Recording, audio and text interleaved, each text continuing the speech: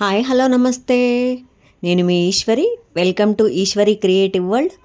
ఈరోజు మన వీడియోలో కంప్యూటర్ వర్క్ చేసే ముందు ఫ్రీజింగ్ పేపర్ వేస్తామండి. ఆ షీట్ ఎలా ఉంటుందో దాని ఫుల్ వీడియో ఈరోజు మనము ఈ వీడియోలో చూసేద్దాము. బ్లౌజ్ వేస్తామండి. దీనిపైన బ్లౌజ్ వేస్తే అప్పుడు మన స్టిచ్చింగ్కి పర్ఫెక్ట్ స్టిచ్చింగ్ వస్తుంది. ఎందుకంటే నార్మల్ క్లాత్ మీద స్టిచ్చింగ్ పడటం అంటే నీట్గా రాదు. అదే పేపర్ వేసేసామనుకో దీని సపోర్ట్ ఉంటుంది కాబట్టి స్టిచ్చింగ్ కూడా సూపర్గా పడుతుంది అండ్ ఫినిషింగ్ కూడా నీట్గా వస్తుంది. ఒకసారి చూడండి, ఇలా ఉంటుందండి పేపరు. ఇది ఒక బండిల్ టైప్లో వస్తుంది.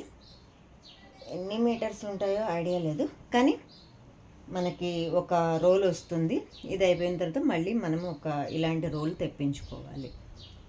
కానీ పేపర్ వేస్తే మాత్రం ఫినిషింగ్ మాత్రం నీట్గా వస్తుంది. ఆ తర్వాత స్టిచ్చింగ్ అయిపోయిన తర్వాత పేపర్ రిమూవ్ చేసేసేయాలి. నీట్గా రిమూవ్ చేస్తే బాగుంటుంది. ఓకేనండి. ఇది మొత్తము రోలు ఈ బండిల్ టైప్లో వస్తుందండి. మొత్తం ఈ షీట్ మొత్తం బండిల్ టైప్లో వస్తుంది. ఈ విధంగా మొత్తం ఈ విధంగా వస్తుందండి. ఇలా వస్తుంది.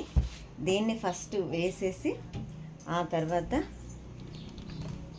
బ్లౌజ్ పైన వేసేసి ఆ తర్వాత బ్లౌజు మనం ఏదైతే వేస్తామో స్టిచ్చింగ్ ఆ బ్లౌజు వేసేసి ఇలా క్లిప్స్ పెట్టేసుకోవాలి. వీటిని క్లిప్స్, సపోర్టింగ్ క్లిప్స్ అన్నమాట.